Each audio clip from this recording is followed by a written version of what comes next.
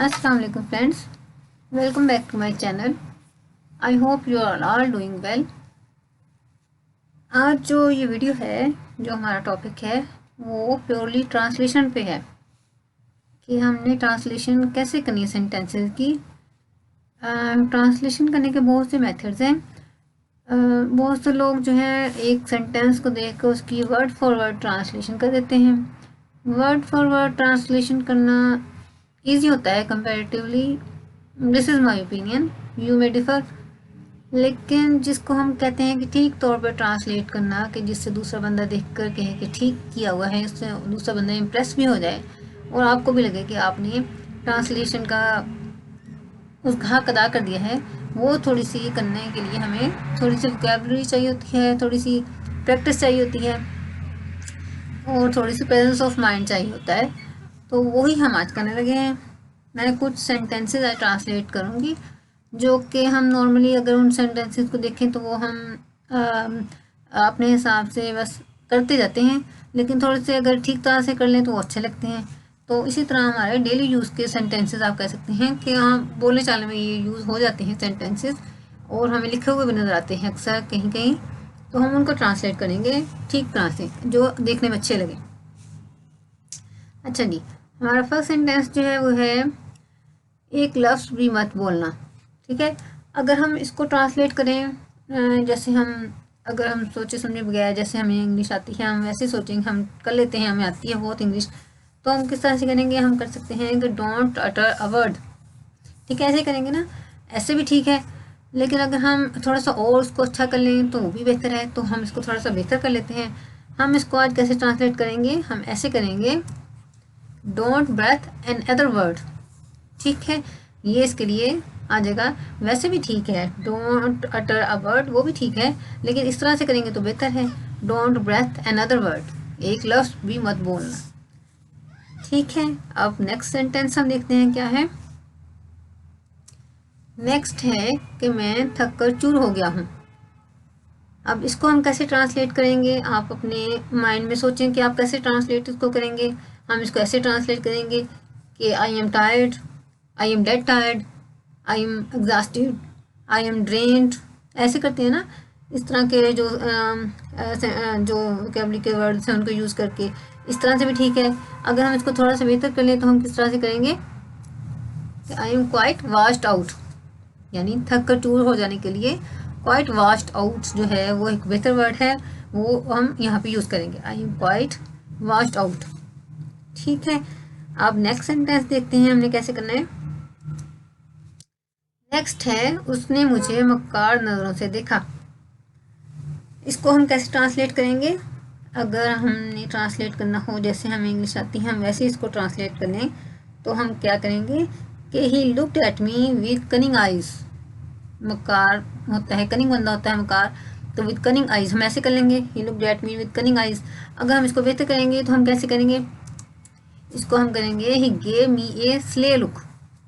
ठीक है, स्ले जो होता है वो यहाँ पे हमने मक्कार नज़रों के लिए यूज़ किया है, slay look, he gave me A slay look. वैसे तो उसके और भी मीनिंग है। अच्छा, नेक्स्ट सेंटेंस जो है वो भी देख लेते हैं।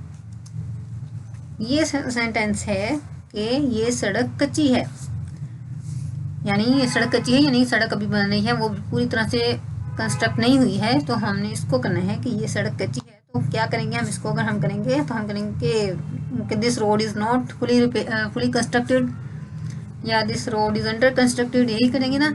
अगर हम इसको करें, बेहतर करें, तो हम क्या करेंगे? हम इसको प्रॉपर तौर पे ऐसे करेंगे कि this is an unmetalled road. Unmetalled जो है ये जो सड़क जिस पे अभी उसको ठीक तौर से उसके ऊपर उसकी सरफेस नहीं बनी होती, उसके लिए यूज़ किया होता है कि अनमेटल्ड रोड, यानी ये सड़क अभी कच्ची है, अब इसको ठीक तौर से बनाया नहीं गया। This is an unmetalled road.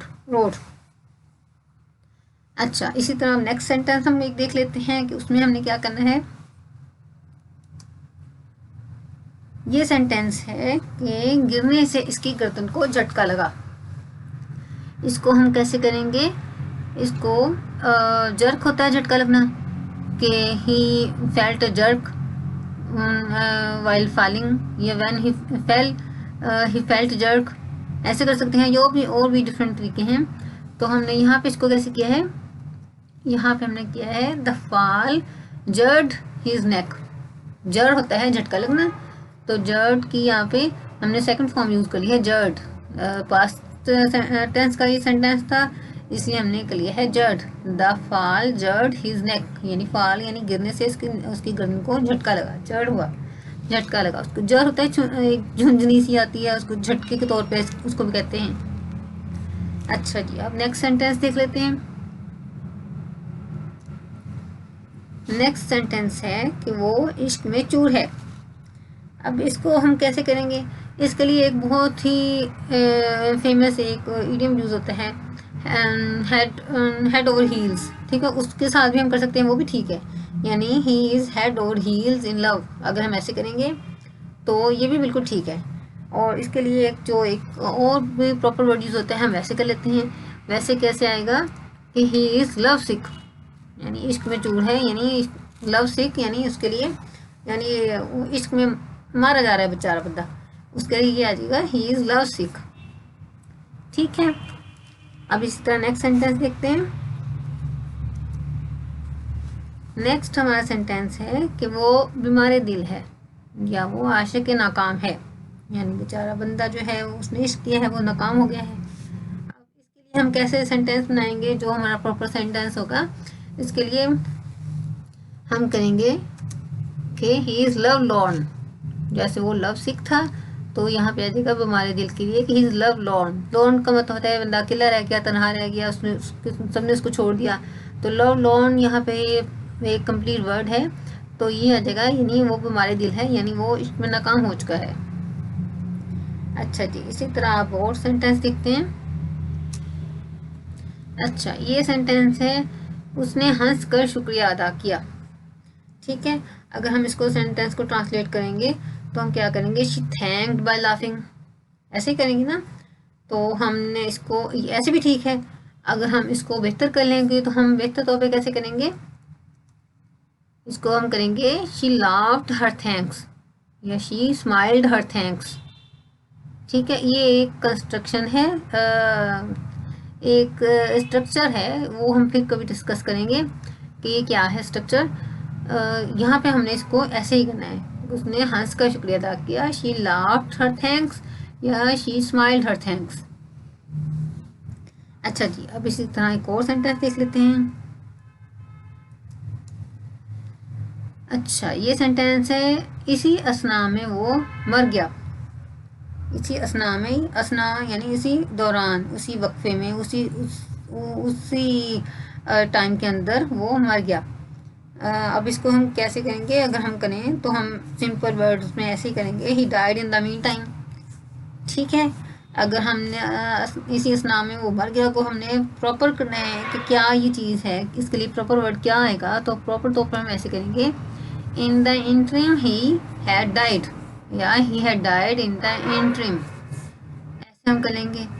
यानी इसका मतलब होता है यानी उस वक्फे के अंदर अंदर, या उस दौरान के अंदर अंदर, उसके लिए हम ही ऐसे इसको सेंटेंस को ट्रांसलेट कर लेंगे, जो कि बेहतर है हमारे लिए। अच्छा, इसी तरह हम एक और सेंटेंस देखते हैं। ये सेंटेंस है कि वो तो बिल्कुल उल्लू बनकर रह गया, यानी किसी ने उसको उल्लू बनाया, वो बंदा उल्लू बन गया। तो अब वो उसके लिए है कि वो तो बिल्कुल उल्लू बनकर रह गया। अब हम इसको क्या करेंगे, अगर हमने खुद से करना हो, अगर मैं करूँ तो मैं करूँगी ही वॉज मेड फूल, या ही वॉज टोटली बिफूल्ड। बिफूल्ड भी होता है उल्लू बनकर रह गया, ये ऐसे भी ठीक है। अगर हम ऐसे करेंगे तो ऐसे भी ठीक है। उसके लिए एक और जो सेंटेंस है, एक और जो वर्ड है, हम वैसे कर लेते हैं, जो कि हमें अच्छा ज़्यादा लगेगा, देखने में अच्छा लगेगा। वो क्या है कि he felt himself proper draft. ठीक है, ही फेल्ट हिमसेल्फ, यानी उसने महसूस किया अपने आप को कि प्रॉपर ड्राफ्ट के वो बिल्कुल ही उल्लू बना दिया गया है, यानी बिल्कुल उसको किसी ने ड्राफ्ट का मतलब होता है खपती, पागल वगैरह, यानी यहाँ पे इसी मीनिंग में आएगा, he felt himself proper draft, कि वो उल्लू बन गया, उसने अपने आप को ऐसे महसूस किया। अच्छा जी, अब नेक्स्ट हमारा सेंटेंस क्या है, नेक्स्ट है कि इस बार मैं तुमको छोड़ देता हूँ। ठीक है, अगर अब हम इसको ट्रांसलेट करें तो हम क्या करेंगे कि I leave you this time या I let you off this time. Let off जो होता है वो भी ठीक है, वो भी अच्छा वर्ड है। अगर हम वैसे ट्रांसलेट करें कि आई let you off this time तो ये भी ठीक है, मुझे तो ये भी अच्छा लगता है। अगर हम इसको और बेहतर करें तो हम इसको कैसे करेंगे, हम इसको करेंगे I excuse you this time. Excuse के बाद यहाँ पे मैं यू लिखना भूल गई। I excuse you this time कि इस बार मैं तुमको एक्सक्यूज़ कर देता हूँ, इस बार मैं तुमको जाने देता हूँ। ऐसे भी ठीक है, लेट ऑफ भी ठीक है, वो भी अच्छा है। अच्छा जी, अब और हम सेंटेंस देख लेते हैं। एक ये सेंटेंस है कि ये आवाज़ कान फाड़ रही है, यानी कोई आवाज़ है बंदे को आ रही जो कि बहुत ज़्यादा तेज़ है, श्रीलिंग साउंड है और कानों पे आके लग रही है। तो उसके लिए ये सेंटेंस हम कैसे ट्रांसलेट करेंगे कि ये आवाज़ कान फाड़ रही है। तो अगर हम इसका वर्ड फॉर वर्ड कर दें तो हम कर सकते हैं कि this sound is ripping our ears. ठीक है, रिप होता है वो भी कान फाड़ना होता है, वो होता है फाड़ना, चीरना फाड़ना के जो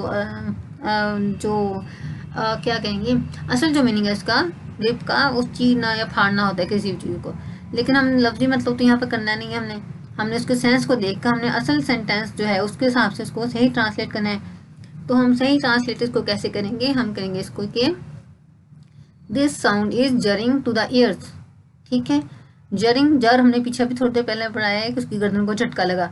झटका लगने की मीनिंग में भी जर यूज होता है। जर एक वर्ड के बहुत से मीनिंग होते हैं, ये तो आपको पता ही है।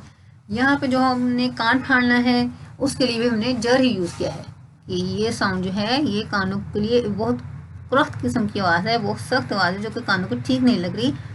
तो हम इसके लिए करेंगे this sound is jarring to the ears. अच्छा जी, इसी तरह हम एक और सेंटेंस देख लेते हैं। ये सेंटेंस है कि वो 8-8 आंसू बहा रही है। ठीक है, 8-8 आंसू बहा रही है यानी कि वो बहुत रो रही है। अब इसको अगर हम खुद से ट्रांसलेट करें हम कैसे करेंगे कि शी इज़ वीपिंग या शी इज़ क्राइंग बिटरली। या अगर कुछ लोग ऐसे करेंगे कि she is shedding crocodile tears. Crocodile tears नहीं यहाँ पे हम यूज़ कर सकते हैं क्योंकि वो होता है मगरमच्छ के आंसू। मगरमच्छ के आंसू यानी झूठ मूठ रोना, तो ये वो नहीं है। ये है कि 8-8 आंसू बहा रही है यानी कि वो बहुत ज़्यादा रो रही है, वो सचमुच में ज़्यादा रो रही है।